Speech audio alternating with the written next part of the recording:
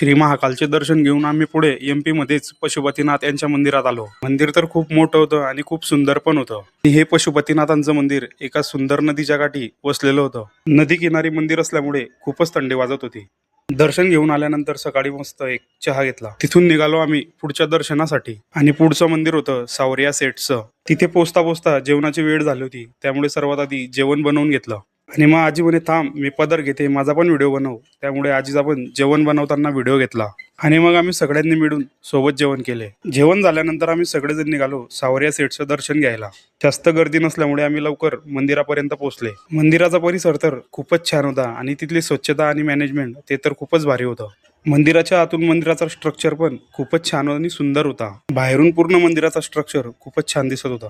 नंतर मंदिराच्या दरवाजाजवळ खूपच गर्दी वाढली होती आणि तिथे फोटो आणि व्हिडिओ काढणं अलाउड नव्हतं। मंदिर तर आतून खूपच सुंदर होतं, ते तुम्ही व्हिडिओमध्ये बघू शकता।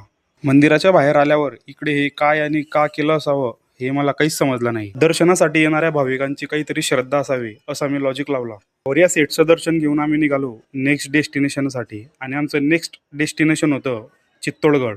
आणि आम्हाला चित्तोडगडवर पोहोचायला खूपच वेळ झाला होता, म्हणजे अंधार पडायला आला होता। गडावर पोहोचल्यानंतर जैन मंदिराचं दर्शन घेतलं आणि हे जैन मंदिर लिहिल्यानुसार 10व्या दशकातलं असल्याचं तिथे समजलं। मंदिराचं स्ट्रक्चर खूप आगळं वेगळं आणि जुनं होतं आणि त्या मंदिरात वेगवेगळ्या भगवानांच्या मूर्त्या होत्या आणि जास्तच अंधार होत असल्याने आणि वेळ झाल्याने आम्हाला तिथून निघावे लागले।